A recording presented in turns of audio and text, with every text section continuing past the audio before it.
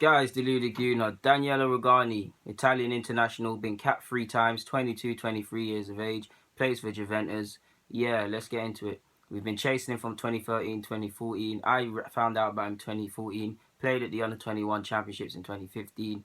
Yeah, he's been co-owned by Empoli. He's had couple seasons or the season I saw him at Empoli, convincing performances. And yeah, he's gone to Juventus. He's co-owned by Juventus. Typically in Italy, there's a lot of players. You look at Berabedi, I hope I said his name correctly, and many other players that are co-owned by 2 different clubs, percentages owned of this club and that club. Someone more knowledgeable on that matter can get into it in more detail. But let's move on. I really like him. We could have got him from anything from 3.5 to 10 million. Now you're looking at 25 plus, and he's only made 20 appearances, 15 in the league, and he's made 2 appearances in the champs, 180 minutes. So he hasn't played that much, and you've seen his value go up. I believe he's worth every penny, along with Romagnoli. I hope I said his name right, the ex-Roma/AC Milan man. I really believe he's going to be the hub for Italian defending, and he's going to be one of the best defenders in the world and a real rock for the national team, and certainly Juventus. The only criticism is he could be a bit more aggressive, in the sense that, like you see with Bonucci and some of the centre-backs at the club with him, they'll step on heels, they'll let their elbows know, they'll let a striker know they're there. But for me, he's good in the air. He's good with the ball at his feet. He can play right back and centre half. He can step into midfield. He's good in the air, like I said. He's a good marker. For me, the most impressive aspect of his play is his positional sense. He rarely gets caught out of position, and his positional sense allows him to read the game before it happens. That is a great aspect of any great defender, is anticipation. Like Maldini said, you shouldn't, if he has to make a tackle or slide, it means he hasn't done his job. What that means is being at the right place at the right time. Best example is you see certain defenders, fullbacks in England that are, well, Danny Rose is pretty good. I think you know the other fullback I'm speaking about. He's a good right back, but he relies heavily on pace, and he relies on that to get him out of trouble. That's not a bad thing.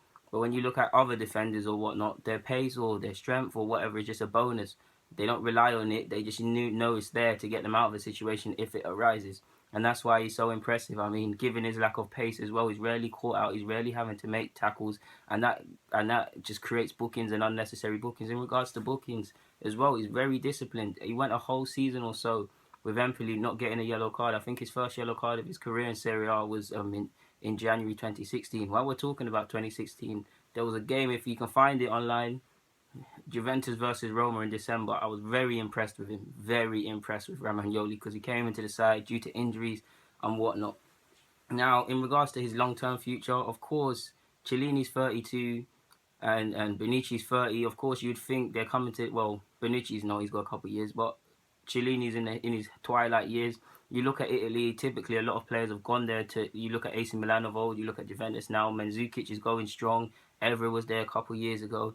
Players' careers are being prolonged somehow in Italy, and they're doing a great job. So there's no guarantees that the likes of Chiellini, who's 32, will be out anytime soon.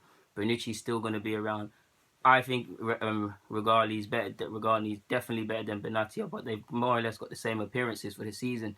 So yeah, and you've got Berazagli, who's 36.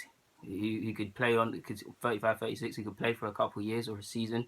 These are all centre halves that Rugani could learn from and can incorporate bits and pieces of their game to make him a very good player. For me, there's no way around it. He's going to be a good player. Like, there's just, why is he not here? I mean, if we're going with 3 at the back or whatever long term, he is a player that can play that. You look at the Juventus system and how they defend. I guarantee he knows how to defend. He has an appreciation for defending, and as someone with an appreciation for defending myself, that's what I want to see.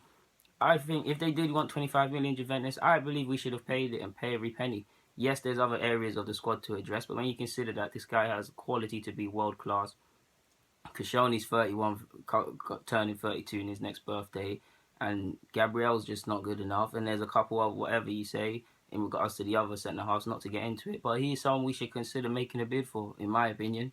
Anyways, guys, Deluded Guna. Oh, yeah, and he's very tall as well, in my opinion. But, yeah, guys, Deluded Guna, I'm signing out. Rugani, he should be at Arsenal.